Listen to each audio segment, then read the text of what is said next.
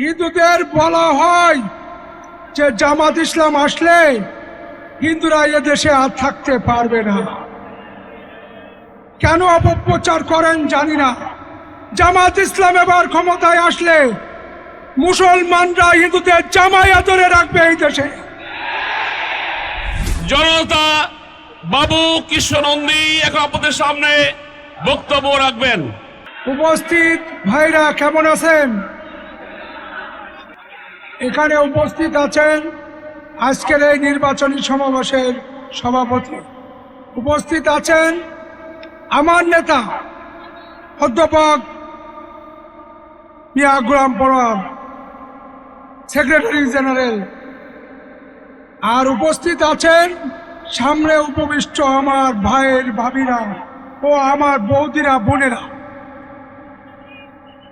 হিন্দুদের বলা হয় যে জামাত ইসলাম আসলে হিন্দুরা এদেশে আর থাকতে পারবে না। কেন অপপ্রচার করেন জানি না। জামাত ইসলাম এবার ক্ষমতায় আসলে মুসলমানরা হিন্দুদের জামায়া ধরে রাখবে এই দেশে। একটা হিন্দুরও ইন্ডিয়ায় যাওয়া লাগবে না, আমি বলে যাচ্ছি।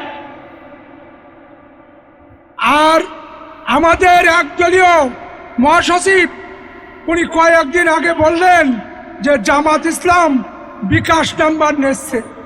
আমরা জামাত ইসলাম বিকাশ নাম্বার নিই না।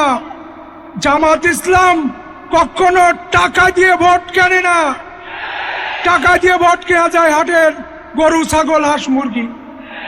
আপনারা আমাদের আসনে চাঁদাবাজির টাকা দিয়ে বস্তার মুখ খুলে যাচ্ছেন নির্বাচন করতে এসে। আমাদের পরেরবার আসন থেকেও বস্তার মুখ খুলে দিয়েছেন, আমার আসন থেকেও টাকার বস্তার মুখ খুলে দিচ্ছেন। পারবেন না, পারবেন না। টাকায় আমাদের মানুষ বিক্রি হবে না। কি টাকায় বিক্রি হবেন?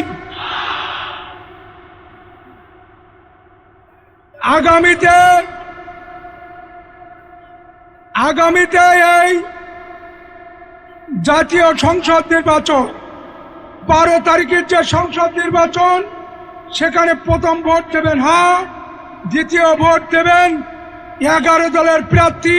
আমাদের এখানে আছে 5 জন জামাতের প্রার্থী, দাড়িপাল্লা, আর একজন আছে দিয়ালগড়ি। তাকে বিজয় করে সংসদে নিয়ে যেতে পারলে সন্ত্রাস দুর্নীতি মুক্ত দেশ উপহার দেবো আমরা, কথা দিচ্ছি। 3 দলের দেখা শেষ, জামাত ইসলামী বাংলাদেশ 11 দলের দেখা হবে বিজয়ে।